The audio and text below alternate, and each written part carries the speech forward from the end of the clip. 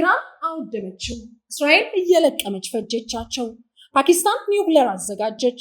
የኢራንና የእስራኤል ጦርነት ዓለምን እያስጨነቀ ነው። ዓለም የሶስተኛው የዓለም ጦርነት እንዳይቀሰቀስ እያለ ስጋት ውስጥ ገብቷል። ኢራንና እስራኤል አሁንም መታኮሱን ቀጥለውበታል። እስራኤል የኢራንን ሳይንቲስቶችና ባለስልጣናት መግደሏን ቀጥላበታለች። እስካሁን ድረስ እስራኤል 14 የኒውክሌር ባለስልጣናትን ገላለች። እስራኤል በደህንነት ስራዋ የተሳካላት ሀገር ሆናለች። የሞሳድ ጥንካሬ እጅግ ረቂቅ እንደሆነ በዚህ በጦርነቱ አሳይቷል። በሌላ በኩል ኢራን በወታደራዊ ብቃትና አቅም እጅግ የላቀች ሀገር መሆኗን አስመስክራለች። ኢራን ታይቶ በማይታወቅ መልኩ የቴልአቪቭ ከተማን ወደ ፍርስራሽነት እየቀየረችው ነው። በርካታ ህንፃዎች ወድመዋል።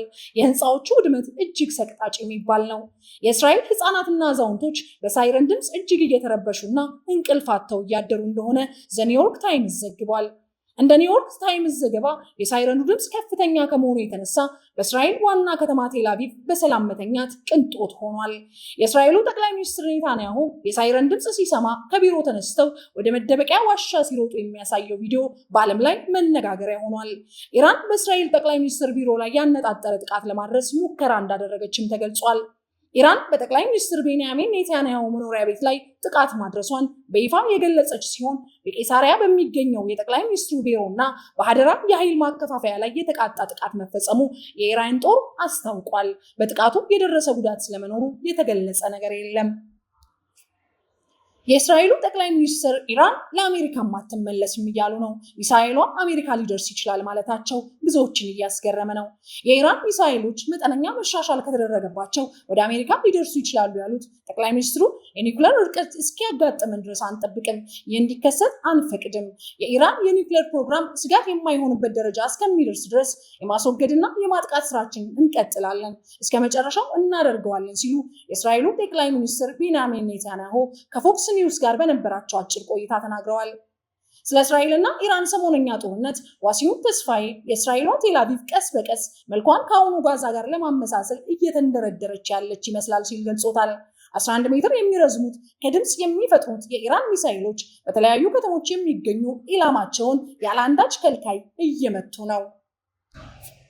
በ10 አይረን ዶም እና በ164 ቢሊዮን ዶላር በሚያወጣው ተሃድ የምትጠበቀው እስራኤል ፎቆቿ ኢራን በላከቻቸው ትላልቅ ቦምቦች እየፈራረሱባት ነው። እና ይህ ሁሉ ከሆነ በኋላ የእስራኤል ሚዲያዎች ይወጡና 3 ሰው ብቻ እንደሞተባቸው ይናገራሉ። ይህ ከእውነታው ዓለም ያልተቀዳ ቅጥፈት ነው። እነሱ እንዳልተጎዱ ለማሳየት የሚሞክሩት ጥረት። ነገር ግን የወደመው የህንፃ ብዛት ተመልክተን ብዙ ዜጋ ሊሞት እንደሚችል መገመት አይከብደንም። እስራኤል ግን ትንሽ ዜጋ እንደሞተባት ነው የምትገልጸው። ዋሲሁን ሀሳቡን ይቀጥላል። ብዙ ጊዜ እንደውም የሚሞትባቸው አንድ ሰው ነው። ይህች ትንሿ ወታደሮች በእጃቸው የሚይዟት ኤፍ1 ቦምብ እንኳን ስትፈነዳ 5-6 ሰው ነው የምትጎዳው። እስራኤል ውስጥ ደግሞ ያጋጠሙትን መሰናክሎች ሁሉ አልፎ 2000 ኪሎ ሜትር ተጉዞ ከኢራን የመጣ 20 ኩንታል ክብደትና የበርሜል ስፋት ያለው ስልክ እንጨት የሚያክል ግዙፍ ሚሳኤል መሀል ከተማ ላይ ወድቆ ግዙፉን ህንፃ ውልቅልቁን አውጥቶት የሚገድለው ግን አንድ ሰው ብቻ ነው። ግፋቢል 3 አይደለም እንዴ? ይህን የሚያህል የሚፈነዳ ነገር የያዘ ሚሳኤል ይቅርና ድንጋይ ከሰማይ ቢወድቅ እንኳን ጉዳት ያደርሳል። ሰሞነኛው ትኩስ ዜና፣ ኢራን በመላ እስራኤል በሚገኙ ኢላማዎች ላይ ሚሳኤሎችን አስወንጭፋለች። በእስራኤል የሚገኝ የቢቢሲ ባልደረባ ጥቃቱ እስካሁን ድረስ ከደረሱ ትልቅ ነው የሚመስለው ብሏል። በማዕከላዊ እስራኤል የደረሰን የኢራን ጥቃት ተከትሎ ቢያንስ 3 ሰዎች ሲገደሉ በርካቶች ቀስለው ወደ ሆስፒታል ተወስደዋል። የእስራኤል ትልልቅ ከተሞች ያናወጡት ፍንዳታዎች በቴልአቪቭ ላይ በሃይፋ የወደብ ከተማን 30 ሰዎችን አቁስለዋል። የኢራን ጥቃት የደረሰው እስራኤል በኢራን ምድር ለምድር በሚምዘገዘጉ ሚሳኤሎችን በመጠቀም ጥቃት ሰንዝራ የኢራን ጦር ኃይሎች የስለላ ኃላፊን ከገደለች በኋላ ነው።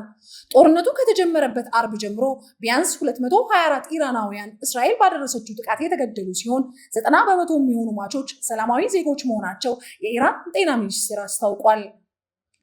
የአሜሪካው ፕሬዝዳንት ዶናልድ ትራምፕ እስራኤልና ኢራን ስምምነት ላይ ሊደርሱ ይችላሉ የሚል እምነት እንዳላቸው፣ ነገር ግን አንዳንድ ጊዜ ሀገራት መፋለም አለባቸው ብለዋል። የአሜሪካ መገናኛ ብዙሃን ትራምፕ እስራኤል የኢራንን ጠቅላይ ሚኒስትር አያቶላ አሊ ኬሜን ለመግደል ያቀደችውን እቅድ አልተቀበሉም ሲሉ ዘግቧል። ጥቃቱ የተፈጸመው የቡድን 7 ሀገራት መሪዎች በካናዳ በሚሰባሰቡበት ወቅት ሲሆን ሁሉም አይናቸውን በእስራኤልና በኢራን ላይ እንደሚሆን የቢቢሲ የሰሜን አሜሪካ ዘጋቢ ገልጿል።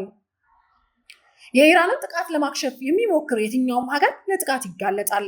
ኢራን ኢራን ለእስራኤል ድጋፍ ያደርጋሉ ያለቻቸውን ሀገራት በዛቻ አስጠነቀቀች። ኢራን አሜሪካ፣ ፈረንሳይና እንግሊዝ እስራኤልን እየደገፉ ነው በማለት ወንጅላለች። ቴህራን በእነዚህ ሀገራት ላይ እርምጃ ልትወስድ እንደምትችልም ገልጻለች። ኢራን በገልፍ ሀገራት የሚገኙ የጦር ሰፈሮቻቸውን፣ የጦር መርከቦችን እንደምታወድም አስጠንቅቃለች። የቱርክ ፕሬዝዳንት እስራኤል በኢራን ላይ በሰነዘረችው ጥቃት ምክንያት በተፈጠረው ግጭት ሶሪያ ጣልቃ እንዳትገባ አስጠንቅቀዋል። የቱርኩ ፕሬዝዳንት ይህን ያሳሰቡት እስራኤልና የኢራን ጦርነት እየተባባሰ እንደማይመጣ በመስጋት ነው። ሶሪያ ጣልቃ ከገባች ሌሎች አረብ ሀገራትም ጣልቃ መግባታቸው አይቀርም። ፓኪስታንም እጇን ታስገባለች። ይህ ከሆነ ደግሞ በዓለም ላይ አስከፊ የዓለም ጦርነት ሊከሰት ይችላል። እስራኤልን፣ ቻይና፣ ሩሲያ እንዲሁም ቱርክ እያወገዙ ነው። ፕሬዝዳንት ረሲፕ ጣይብ ኤርዶአን በሶሪያው ፕሬዝዳንት አህመድ አልሻራ ጋር በስልክ ተነጋግረዋል። መሪዎቹ በእስራኤልና በኢራን መካከል ስላለው ግጭት እንዲሁም በቀጠናዊና ዓለም አቀፋዊ ጉዳዮች ዙሪያ ውይይት አድርገዋል። ፕሬዝዳንት ኤርዶአን እስራኤል የለኮሰችው ተንኳሽ ጥቃት ቀጠናዊ ያሰጋ እንደሆነ ጠቁሞ ሶሪያ ከዚህ ግጭት መራቅ እንዳለባት አጽንኦት ሰጥተዋል ሲሉ የቱርክ ፕሬዝዳንት ጽሕፈት ቤት በመግለጫው አስታውቋል። መግለጫው አክሎም ኤርዶዋን የእስራኤልን ጥቃት ተከትሎ አሸባሪ ድርጅቶችና ጽንፈኞች አካላትን መጠንቀቅ አስፈላጊ መሆኑንም አጉልተው አስረድተዋል ብለዋል። ግጭቱ እንዲስፋፋ አንፈልግም፣ ነገር ግን ራሳችንን እንከላከላለን። በሌላ በኩል ኢራን ሁኔታው እስካላስገደደ ድረስ ከእስራኤል ጋር ያላት ግጭት ወደ ጎረቤት ሀገራት እንዲስፋፋ እንደማትፈልግ የሀገሪቱ የውጭ ጉዳይ ሚኒስትር ገልጸዋል። የኢራን የውጭ ጉዳይ ሚኒስትር አባስ አራግቺ ከእስራኤል ጋር የተፈጠረው ግጭት እንዲስፋፋ እንደማይፈልጉ የገለጹ ሲሆን ነገር ግን ራሳችንን እንከላከላለን ሲሉም ገልጸዋል። ቴህራን ከውጭ ለሚሰነዘርባት ጥቃቶች አጸፋ ስትሰጥ ቆይታለች ያሉት አራግቺ ይህ ጥቃት ከቆመ የኢራን አጸፋ ይቆማል ማለታቸውን ሮይተርስ ዘግቧል። የውጭ ጉዳይ ሚኒስትሩ ኢራን ከኳታር ጋር በምትጋራው ድንበር አካባቢ እስራኤል የፈጸመችው ጥቃት በጣም አደገኛ እንደሆነ አስረድተዋል። በአካባቢው የኢራን የነዳጅ ማጠራቀሚያ ላይ የተፈጸመው ጥቃት የነዳጅ ዋጋን እንዳናረ ተሰምቷል።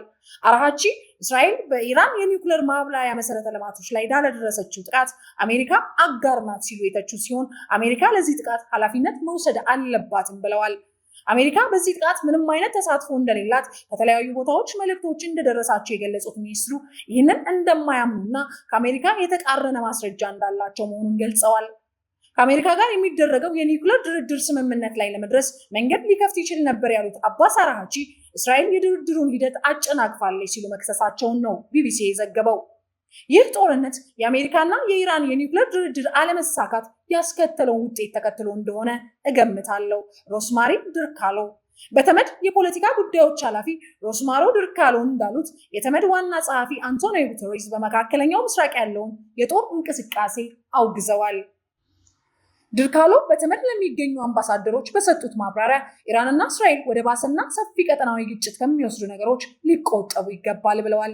ጦርነቱ ዲፕሎማሲያዊ ጥረቶች ባለመሳካታቸው የመጣ ነው ያሉት ድርካሎ በተለይ ይህ ጦርነት የአሜሪካና የኢራን የኒውክሌር ድርድር አለመሳካት ያስከተለው ውጤት እንደሆነ እገምታለሁ ነው ያሉት። ኃላፊዋ አሁንም ቢሆን ስለ ኢራን የኒውክሌር ፕሮግራም ብቸኛው መፍትሄ ሰላማዊ አማራጮችን መጠቀም እንደሆነ በአጽንኦት ገልጸዋል። ይህ ካልሆነ ግን ከባድ ዓለም አቀፍ ቀውስ ይፈጠራልም ብለዋል።